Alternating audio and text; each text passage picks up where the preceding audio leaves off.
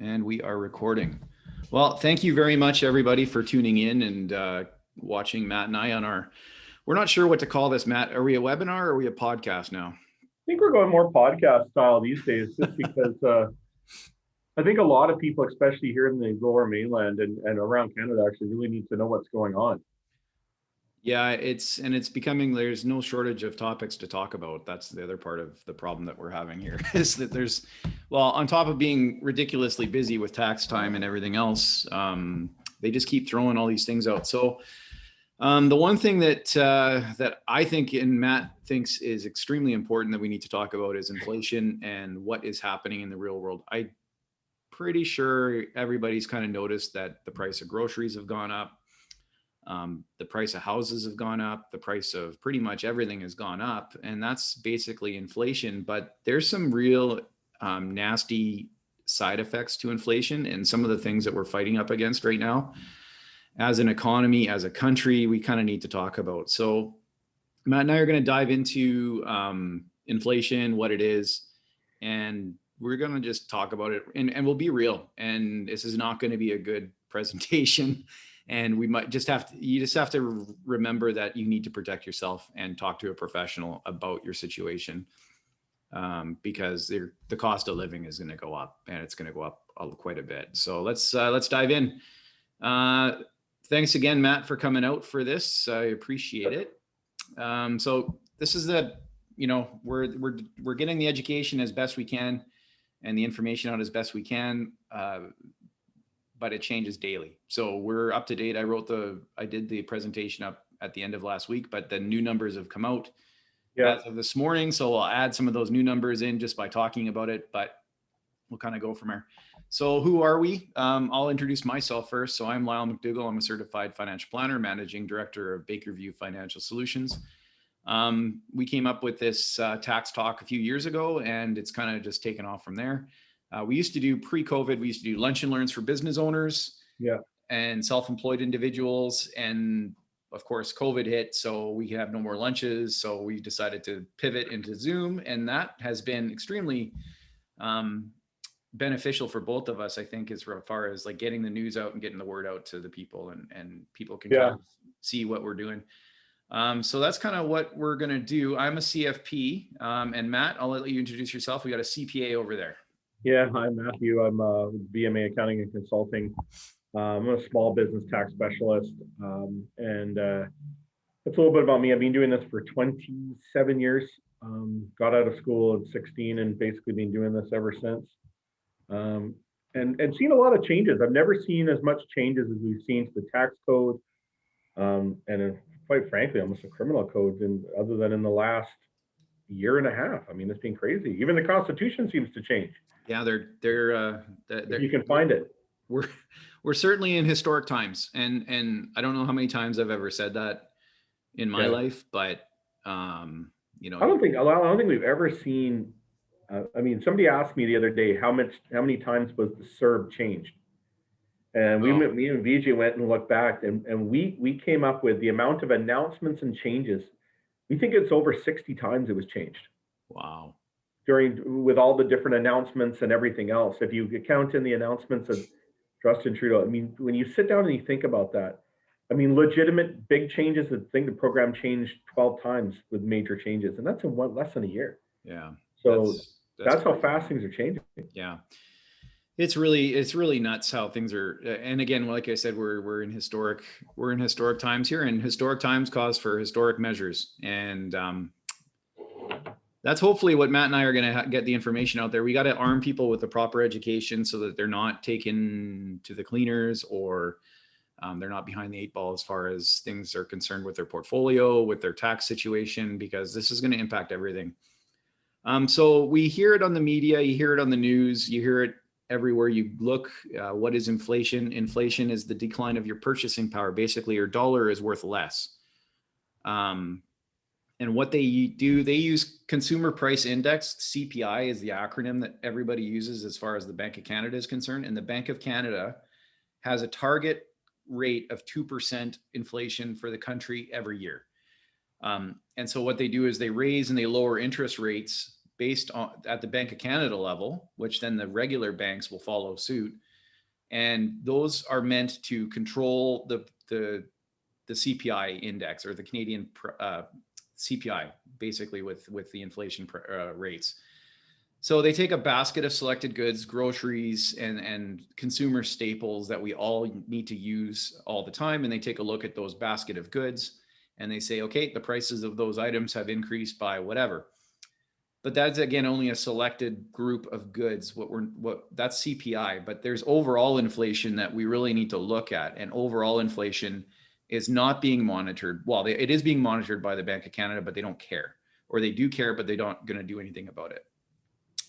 And it's inflation expressed as a percentage. So if you're thinking that 2% is the cost of living increase every year, and you're making, let's just say you're making $50,000 this year, in order for you to have the same quality of life for the next year, your income will have to go from 50,000 to 51,000 to counteract that 2% growth, or the 2% increase in the cost of living. Anything to add there, Matt? No, you're dead on. Okay. Yep. And that's, yeah.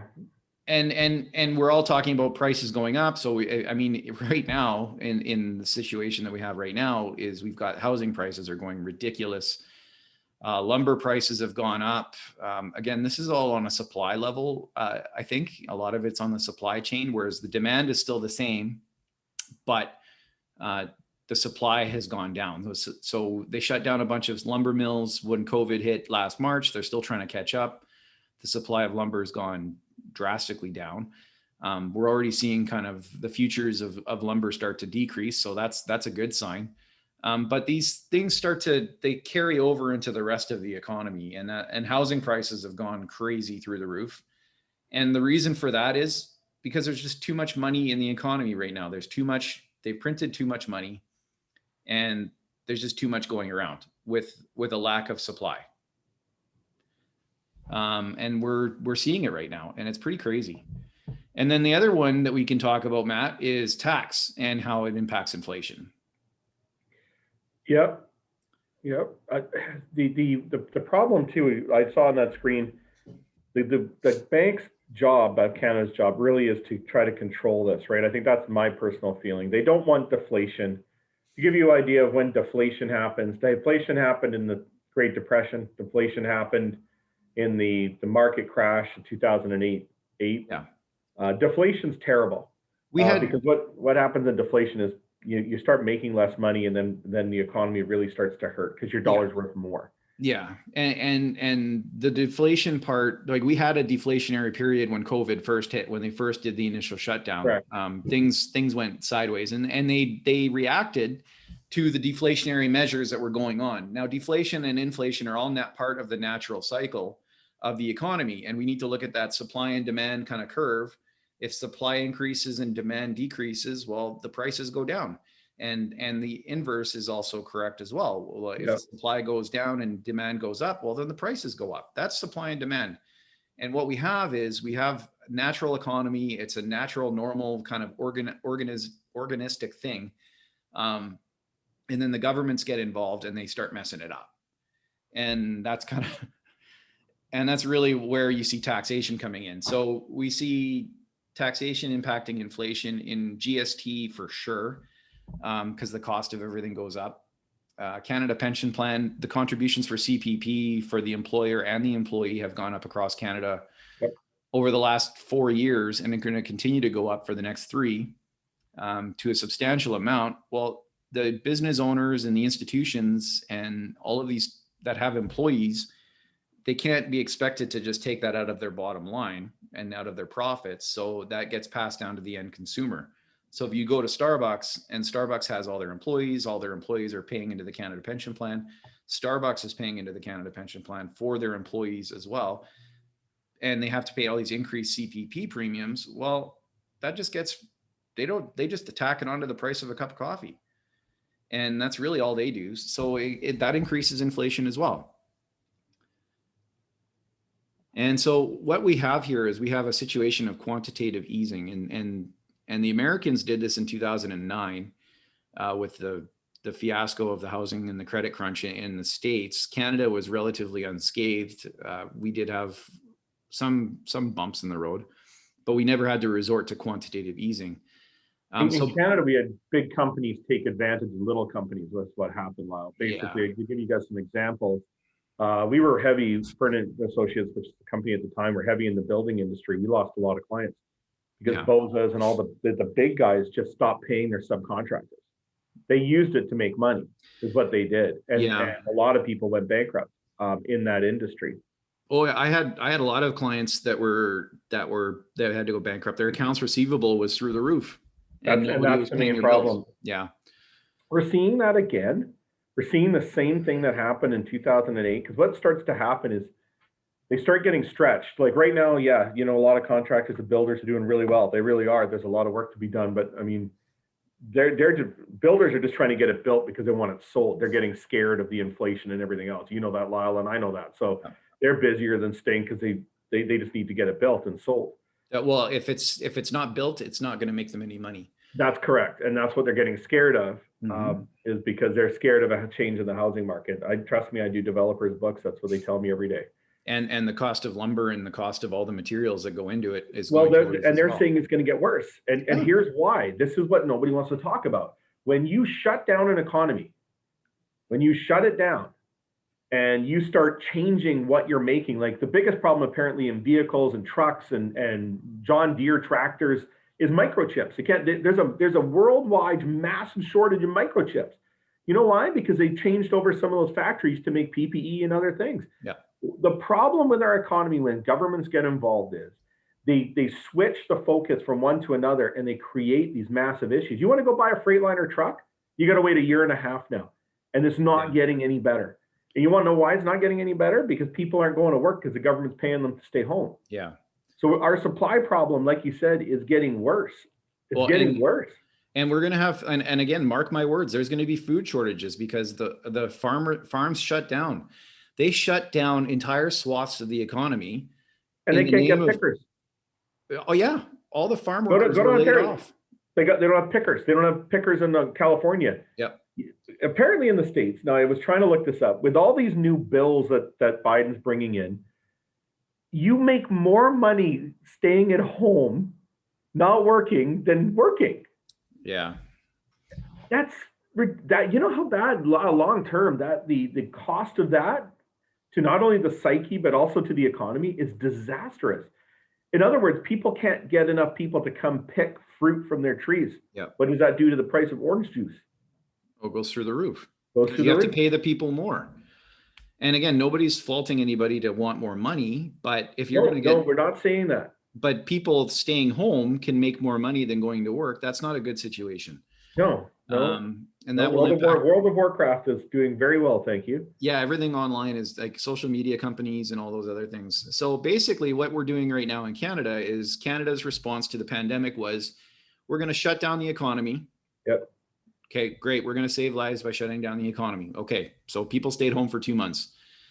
And then what they did was they introduced the CERB, they introduced the wage subsidy, introduced all of these things, and people are like, oh, yay, the government's saving us. Well, the government's decision to shut down the economy is what caused all of this in the first place. So this is a government response to a government decision. And then they said, okay, well, we'll just print more money. Yeah. And interest rates at that point in time, because of the deflationary period that was in that time, interest rates went basically to negative because deflation was a real thing because the economy was starting to tank. And what they did was they printed more money and they loaned it back to themselves so that they have their bonds. So they're buying large amounts of Government of Canada bonds and bid up their price, lowers their return and their interest rates. And basically what is the Government of Canada is printing more money and then they're lending it to themselves. Yeah, at super low interest rates from the Bank of correct. Canada, right? Yep.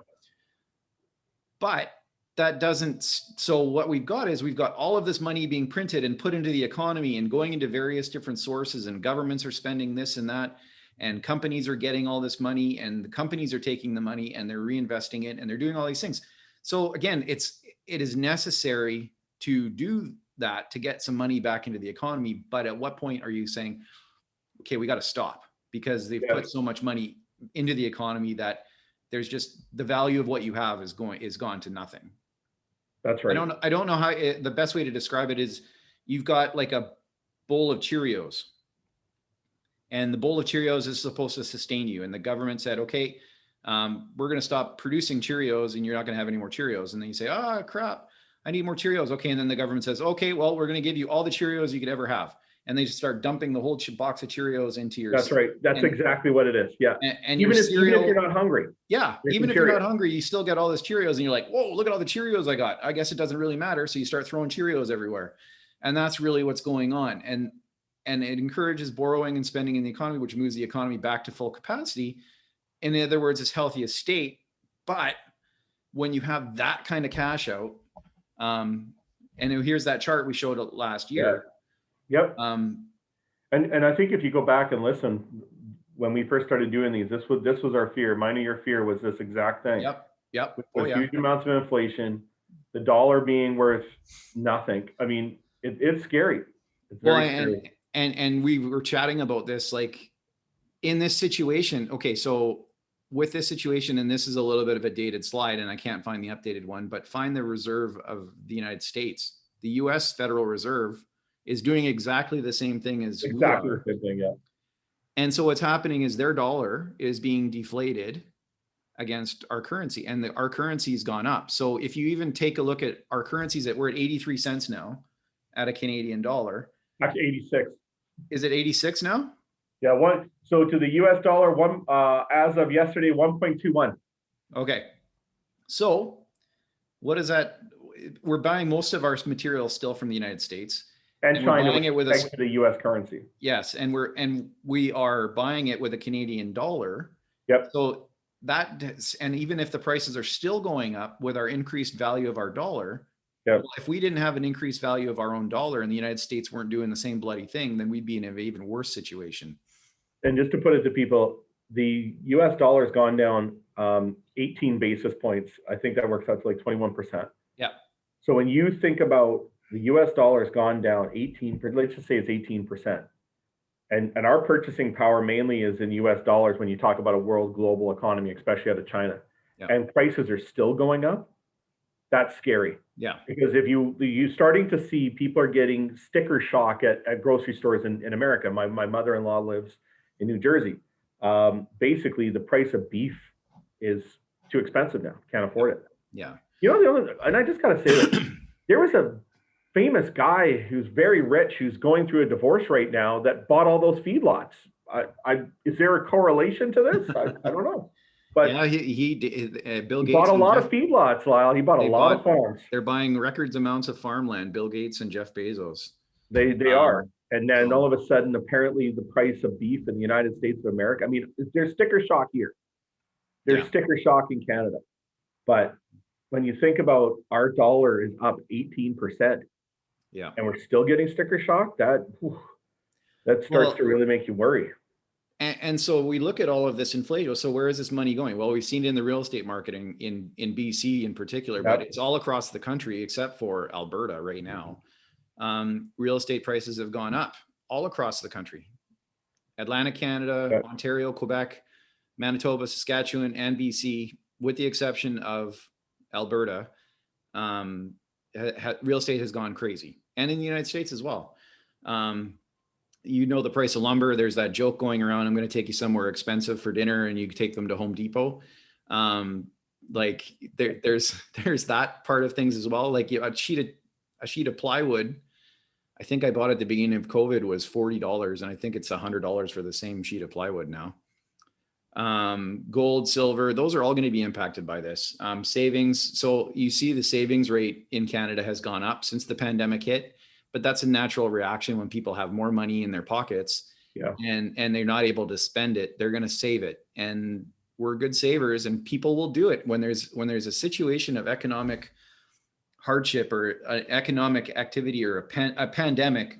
People are going to circle the wagons, as it were, and protect themselves and protect their families.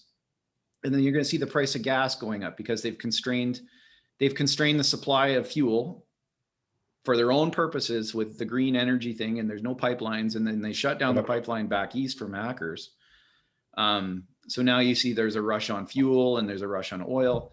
And then we've also talked about taxes. Like, and I said to Matt, I'm like, the other day, I said to you, like, is this a thing where they're trying to get revenue up from GST by increasing the price of everything and then GST goes up? Because GST is a 5% peg on basically everything. Everything. Except for groceries and essentials. So GST is 5% on everything. So if you buy yourself a piece of plywood at $40 plus tax, as compared to buying that same plywood now at $100 plus tax, the government's making that spread at still at the 5%.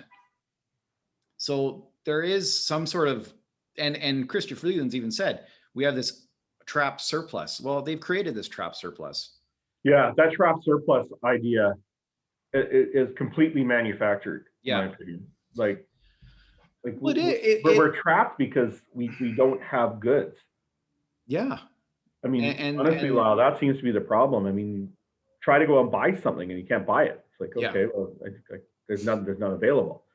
It's a common problem right now. Okay, everybody says that to me. I can't buy a Tesla. I can't buy a truck. I can't buy this. I can't buy that. And I'm just like, there's none around. Yeah. Well, and that's the thing is people want to buy stuff, but nobody's also going anywhere. There's nobody taking vacation. So there was people that would take one vacation a year that would spend $5,000 on their vacation every year. Well, they're not going on those vacations now. And that vacation is that $5,000 is going back into the economy, which is great, but it also drives the prices of everything up. So here's Q3 2020. This is the latest I could get as far as the savings household debt ratios, but you can see there's a little bit of a bump. But in a pandemic, when you see people's debt going down, that just means that they overshot it. There's too much money going into the economy. People are taking their money and they're saving it, which pays down the debt, which the banks don't like very much. I'll tell you right now, though, a lot of those people are kind of screwed. When I did the taxes this year, there's a lot of people that are going to have to repay the CERB. Lots. Yeah. It was pretty obvious. Everybody had tax bills this year. Everybody had to repay the CERB. I mean, I had unfortunately, I'm not trying to bag on them again, but I had the millennials, you know, some of them were making $100,000 a year working full time, claiming the CERB. Yeah. I was looking at their T4s with all the boxes, right? The 57, the 58, the 59. Yeah. And then these people are telling me, well, is there anything I can do? Because I don't have any money. Where did your money go? Like, not only you were double dipping, you were working and you did this. Yeah. Absolutely mind blowing to me.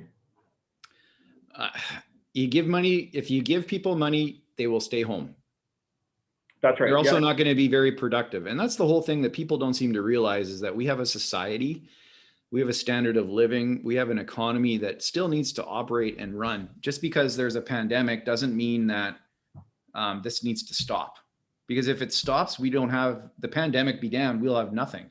We'll have no quality of life. We'll be out back hunting and gathering and going back to the Stone Ages. And we've had the society, and it is not perfect.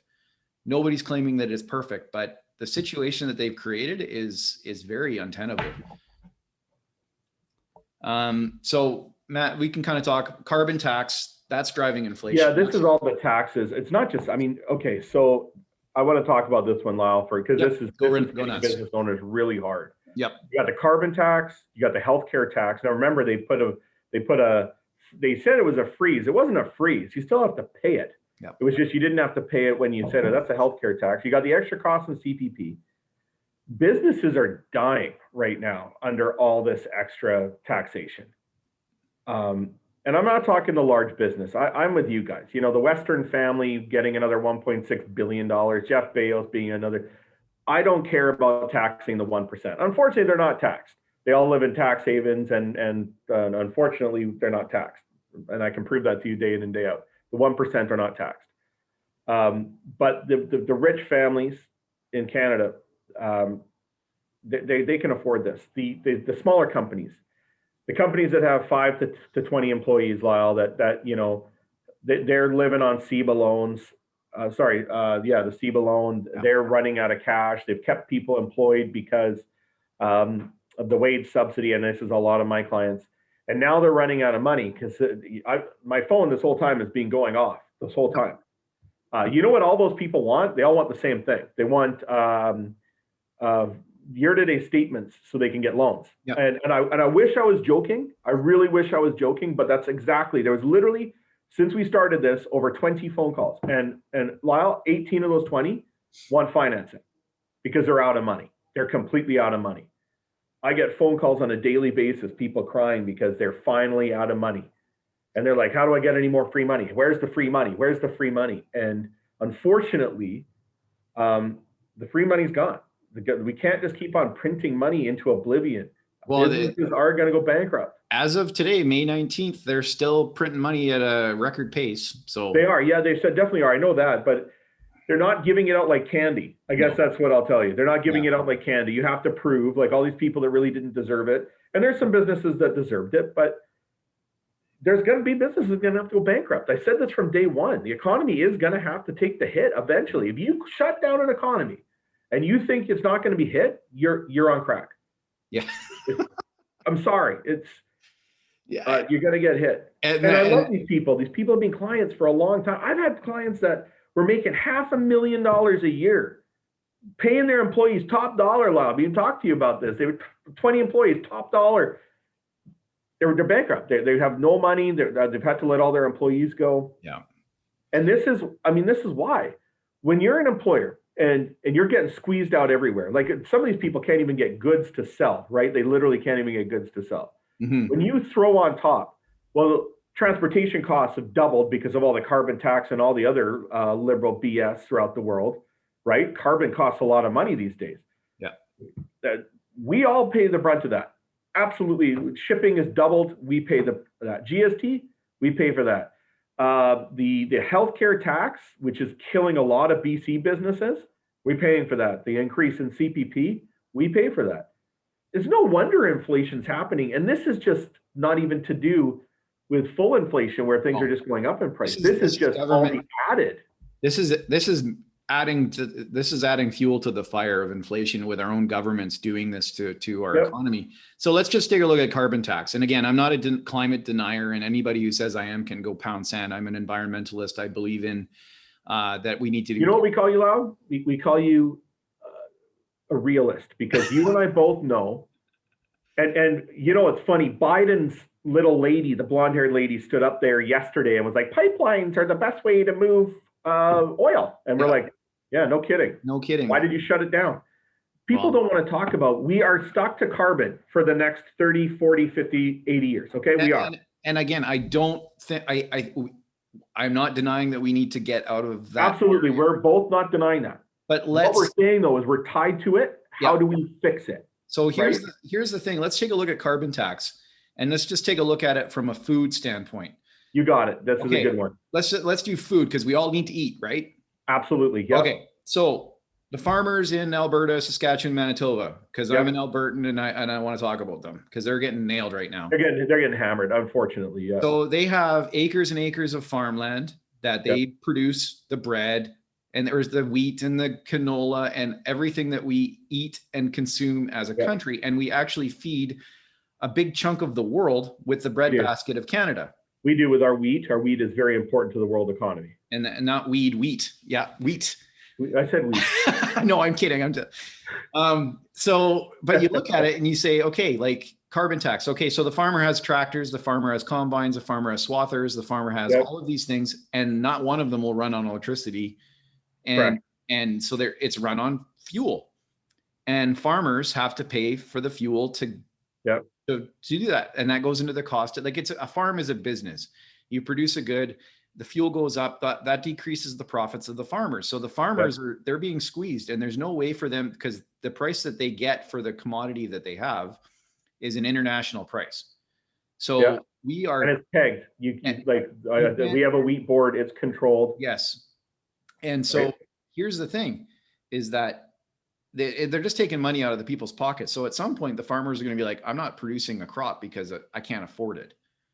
So now it's like, okay, I'm not doing this for volunteer work. Like, again, volunteer work would be nice, but we need to make money. Everybody's entitled to make money. That's what happens. So carbon tax is squeezing that. So now you got a situation where there could be food shortage because the farmers can't afford to plow their fields. Now, let's just say that they do. so where the material goes into the granaries. Yep. And then it has to get out to the consumers. So it has to get to the mills to make flour and go to the factories to make. Well, how does it get there?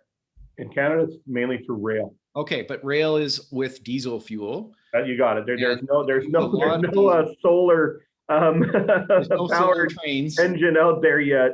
I don't even think they're working on them. It's either through rail or through trucks. Yep. And all of those run on diesel fuel, and diesel fuel creates carbon, and then there's carbon tax. So now you say, okay, the trucking companies and the rail companies, CN and CP, they increase their shipping rates because they have to raise rates because of carbon tax. Carbon tax, they're not gonna pay for that. That's coming out of everybody else's pocket. So now you get it to the mill, and the mill creates the flour, and then the flour is sent out to the Safeways and the Save on Foods and whatever else. Well, how does it get there? Truck. Okay, well, you got to drive it over there.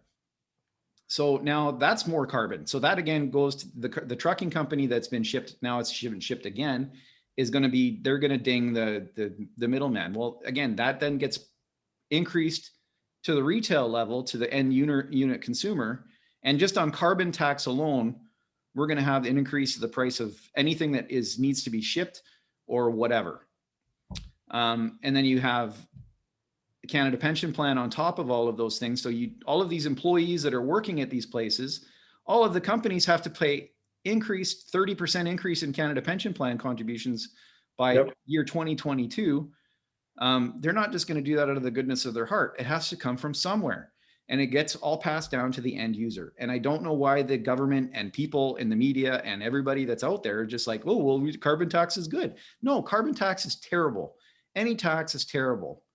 And unless the government is spending the money efficiently, which we both know that nothing. Well, you know, and I know it doesn't incentivize, because what they said when they brought the carbon tax in is we are going to use this money to fund green projects, right? Isn't that what they said? This money goes straight into general revenue. If this went into green projects, I'd much rather get rid of the carbon tax and then have the government actually put money into green projects. That makes a lot more sense to me. I'll give you an example. We have a farmer that wanted to lower his carbon emission. He paid huge carbon taxes.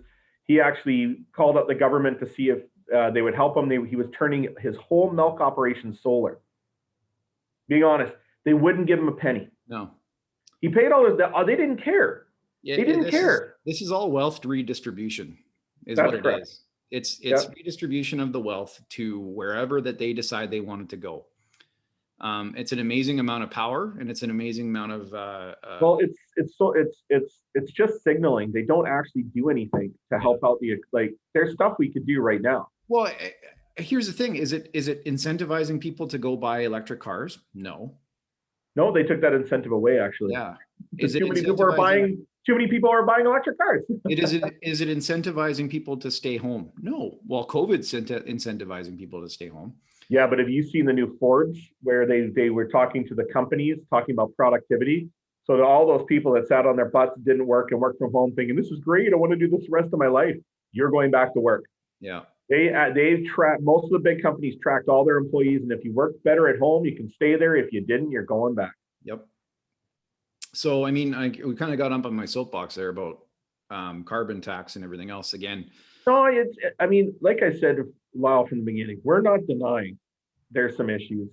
There's definitely stuff happening in the economy, the environment that we have to be cognizant of and do a better job, right?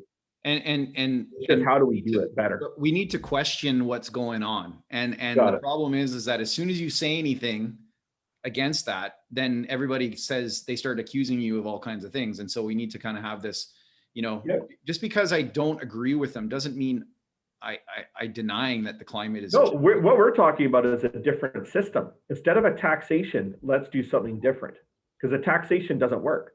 Well, yeah.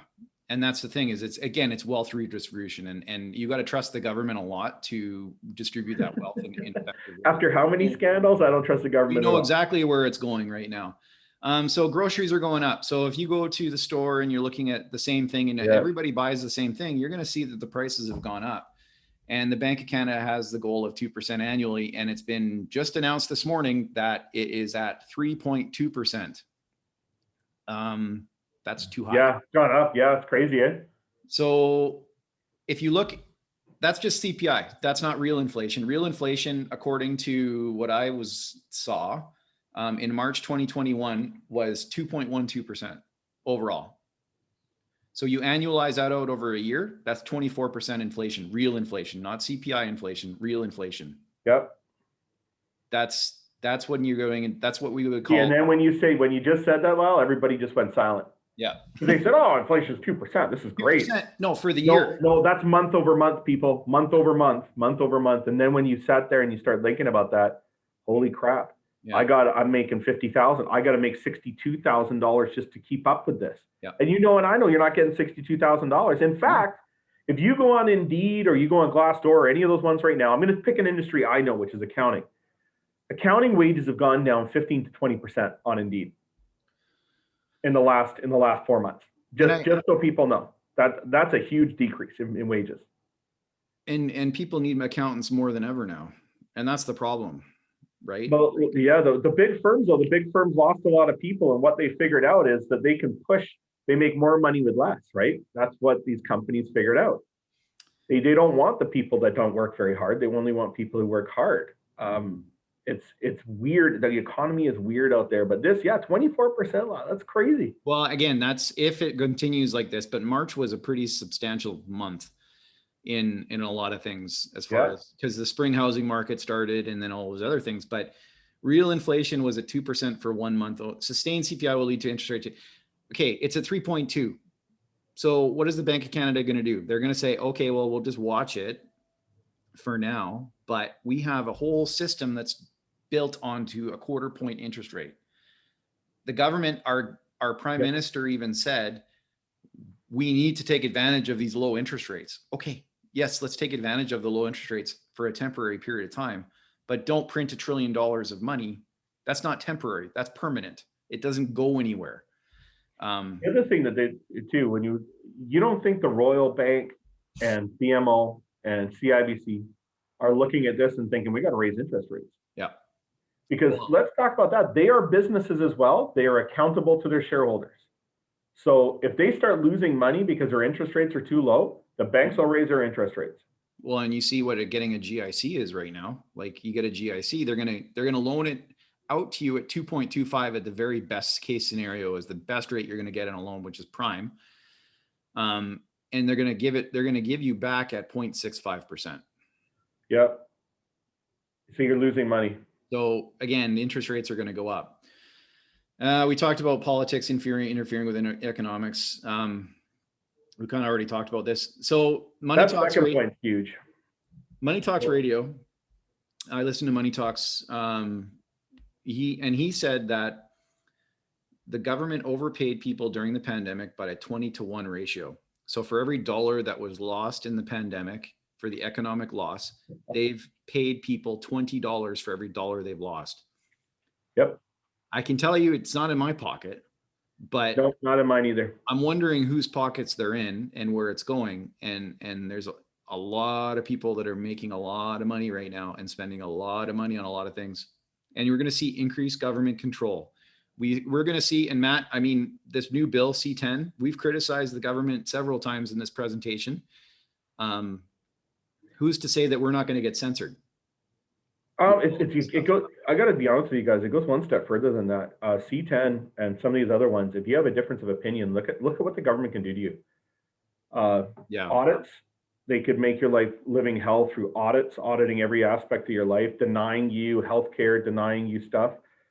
It scares me because all you have to do if you want to see where this goes is look what China does. And I know people are like, oh, but China's a communist state. Well, in my opinion, we're getting a lot closer these days than we've ever been. Well, and that's the thing is, and there's been more and more people wanting government help because of the fear of the pandemic, the fear of the war, the fear of everything. Fear is what makes people give up their rights. And they did it in 2001 in the States after 9/11. Yeah. The Homeland Security Act and all of that stuff. And people gave up their freedoms willingly. And this was a different government. This was a Republican government. And now you see the Democrats doing exactly the same thing. You should be afraid of COVID. You're going to die. If you get COVID, you're going to die. And again, I'm not downplaying COVID, but it's a real thing. Life is a risk. You know, you might not be downplaying COVID, but the data for the year is now out, right? The data for the death rates in 2020 is now out, and they can't deny that it wasn't as bad as they thought it was. Well, and here's the other thing is that it may not have been as bad, but they've always done it under the guise of saving lives. But this is a risk management plan, and they over analyze the risk. Absolutely. Yeah. You and I both understand risk management. I'm an auditor. You understand that in your job. That's your job, is to manage risk. Yep. This was purely government trying to manage risk. Yep. And they missed their mark. I mean, 20-to-1 ratio. Wow, that's gross. Matt, here's the question that I have, and nobody can answer this. They printed what? We're going to be $1 trillion in debt. Oh, they printed trillions, dude. Because here's the thing, Lau. That doesn't include all the CEBA loan forgiveness. That's next year, right? That's next year. They haven't even included the rent subsidy. You remember the first rent subsidy? Yep. That was a loan that is forgiven, I believe, in the next 2 weeks. Oh, good. So that still has to hit our books. All this money, all these losses still have to hit our books. That $351 billion loss this year, we'll be lucky if it's $1 trillion. And Matt, how much did they increase spending on healthcare? Massive, yeah. None. Yeah. The healthcare was really interesting though, Lyle, because I do taxes, right? I see people's T4s, okay? Yeah. I do. You know where they save money? Overtime. Nurses T4s in 2020 were down for the most part, unless you were chasing the COVID money, and there are nurses that did. Yep. And wherever COVID was, they were, because they weren't scared of it. That's their choice, but they're paid danger pay and they made good money. But for the most part, their wages were down. You know who else's wages were down? Police. Police wages were down. On average, a police officer that I normally see makes about $100,000. They were about 85, 15% lower. Well, that's again, but you look at all of the money that they've spent and not, they haven't increased. They have not increased federal to provincial transfers healthcare is a provincial matter, right? It's mandated by the province, but the feds, they pay them. They pay the provinces to keep their healthcare going through equalization payments and everything else. They didn't increase payments to the provinces for healthcare. So the provinces are on the hook for all of these increased costs. The biggest increase is PPE costs. Yeah. So just to give you guys an idea of and by the way, nobody's talking about plastic garbage right now under this, but let me tell you, most, like, I'll just use nursing homes. Nursing homes usually had 2 pickups a week. They're getting 2 pickups a day. Yeah. And it's all PPE. Yep. It's all PPE. And we're not, our system is not set up for PPE. What you're supposed to do with PPE is you're supposed to actually incinerate it. We actually don't have enough incinerators.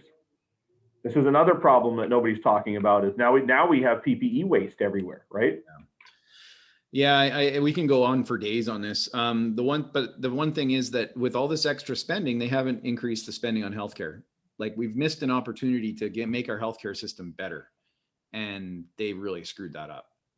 And then, like I said, at 24% inflation, real inflation annualized, we're looking at playing with hyperinflation. Yep. Yeah. Anybody want to go to Venezuela right now and see what's going on? No. Post Germany, World War I, Zimbabwe, the Soviet Union. Does anybody remember the Soviet Union? Like, again, people need to remember history, because if we don't remember history, we're doomed to repeat it. And do you remember the lineups for bread in the Soviet Union after it fell? Well, that was a result of all this money being printed and all the debts going bad. Romania and Yugoslavia, again, mostly all communist countries. Germany was post-World War I. They were decimated after the war, and they printed a bunch of money, and that's really what they did. But every single other country was government controlled, government regulated communist dictatorships. So here's a $100 trillion bill from Zimbabwe, which is legal tender. I think it's worth about 25 cents. If you can find them, they're kind of collectible, actually, if you can find them. It's crazy. And you could be looking at that. And we haven't even talked about the fact that they want to get rid of cash, but we can do that in another webinar or podcast or whatever we're doing. And Canada we're not immune to high inflation. Yeah. Your parents and my parents They remember the 70s, and their interest rates were, for their mortgage, I think their first mortgage in the 70s was 18%. So that was to combat inflation that was created by government slowdowns and all of these other things. So what Trudeau Sr. did in 1975 was he enacted the Anti-Inflation Act, was their attempt to slow down inflation. So instead of like doing economic things to slow down inflation and doing things like that, they just put in another law and controlling people and controlling companies. And they limited pay increases for federal government employees, with more than companies more than 500 employees could only give their employees a 10% raise, and then 8% and then 6%. Well, that sounds like a lot of money now, but inflation's at 20%, and you're not allowed to get, you maximum you can do, that's the equivalent of giving somebody a 0.5% raise now. And you're going to be limited at that. And then the next year and the next year and the next year. And so they were enforced, and the act was repealed in 1979. But that's the mentality that this government has, is like, okay, well, we screwed this up, so let's just double down on our screw ups and make it even worse. I think it should be pointed out, Lyle, because a lot of people forget this. Pierre Trudeau was in power starting in 1968. Yep. He created this. He created this inflation stuff. Yeah. Oh yeah, no. And that was his own doing. He manipulated things, and he was all about, government. It was all about big government and big government control. And he toured Cuba, and he went to the Soviet Union, he went to China, and he talked to all those people. Like, this is all stuff. And now we got Trudeau Jr., who's doing the same thing, but maybe even worse. And our, a pandemic is a perfectly bad thing to waste. So why waste? Take the opportunity and redistribute the wealth into his grand vision.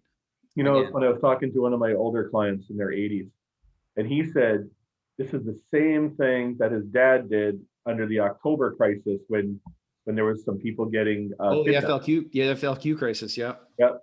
And they gave him the War Measures Act, almost similar to what's happened during COVID. Yep. And he said, this is deja vu all over again. This is just Trudeau doing what Trudeaus do. Well, and that's the thing, is they took advantage. They think that they know best.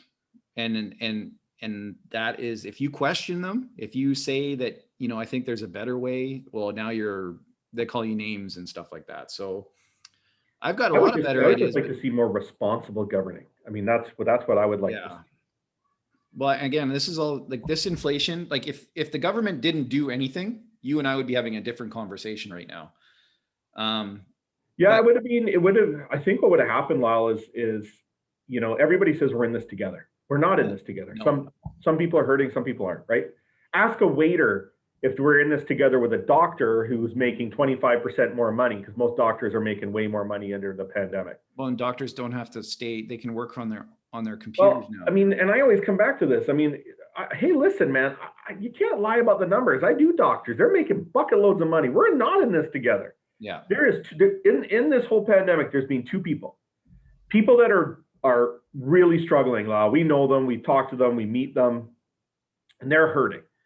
Then we got other people that have taken advantage, have never made so much money in their life. How many people have said to me, "Oh, the pandemic saved my business." And those are all the people that are hurting want to open up because they're dying to open up. Yeah. People that are making tons of money are like, nah, you know what? We're making a lot of money. Let's not open up. Tech companies, media companies. Yeah.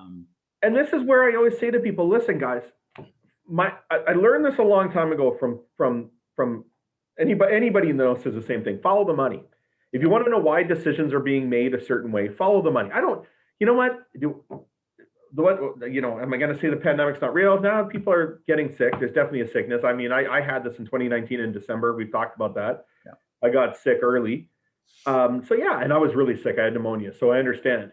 But what I'm also saying is your perspective is different depending on how you've been affected by this. Yeah. We're not to sit there and say we're in this together. It's absolute baloney. No, there's some people that have gotten to stay home and made their full wages and and there's other people that haven't had a paycheck, have had to unfortunately live off of CERB and are dying. Like I know people lost homes, had to sell stuff. Yeah. And so, and here's the rub, right? Like all this is doing, and he wants to talk about increasing the middle class and all this other stuff, but all he's doing, he's increasing. So if you own property and you own land, you are now almost a guaranteed millionaire. Yeah. In the mainland and in BC and Okanagan and BC, like prices have gone up that much. And the people that don't own, their net worth did not go up.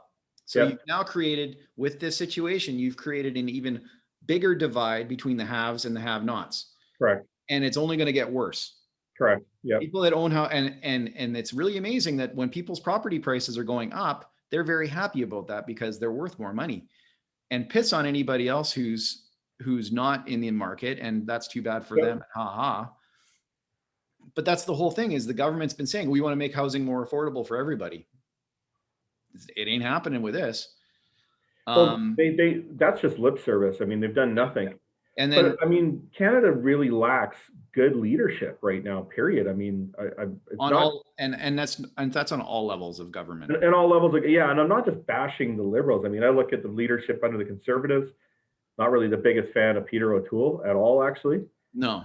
I mean, I don't vote NDP, but Jagmeet Singh, I think he's got an agenda. I mean, he's voted with the Liberals to keep them in power, even though they've done stuff that's completely against NDP values, which shocked me. And unconstitutional. Yeah. And as a lawyer, I thought he was a constitutional challenge.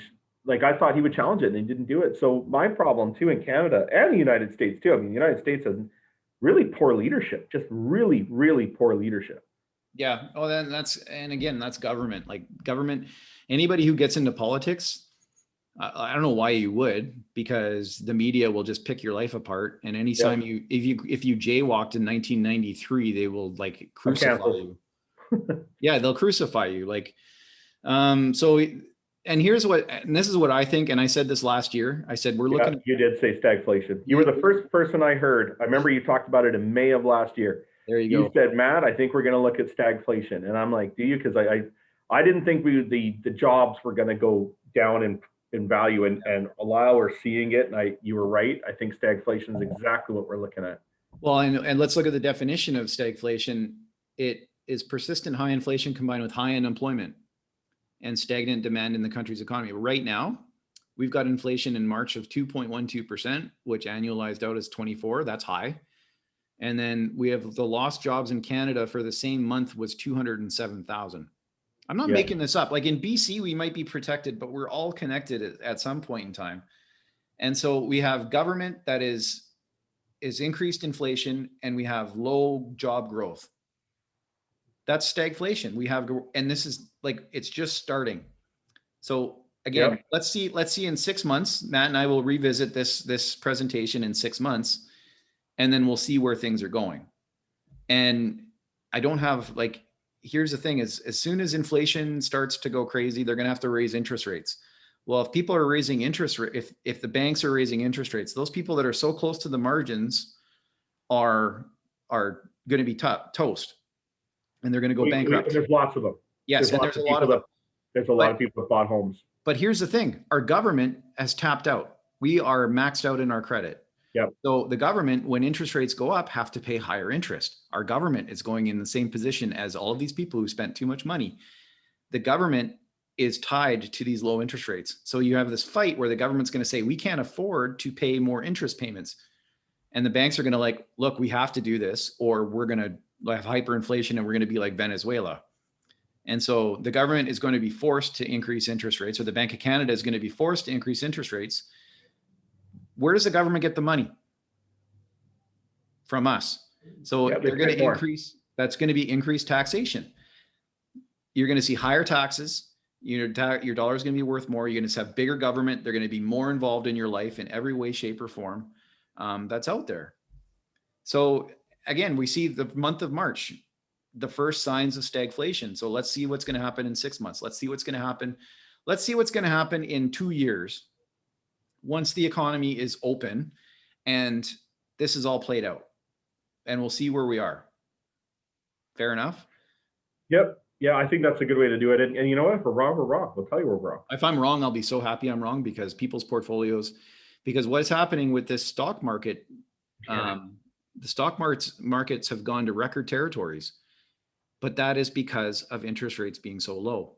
So if they raise interest rates, that is going to impact the stock market substantially. People also go to the stock market to try and get yields on their investments. You cannot get yields on your bonds right now because the bonds aren't worth anything. You can't get a GIC to get yield. So what do? You have to take on more risk. When you take on more risk, so now you have people that are pensioners that are in their 60s and 70s that have to go into the market. Well, what happens if that market risk exposes them to a 20% reduction in their portfolio? Yeah. That's their standard of living. Again, this is all trickle down stuff that they haven't thought about or they're not talking about. And that's what's really frustrating from my end of things is that I think they've thought about it. I don't think they're talking about it. And that's politics then.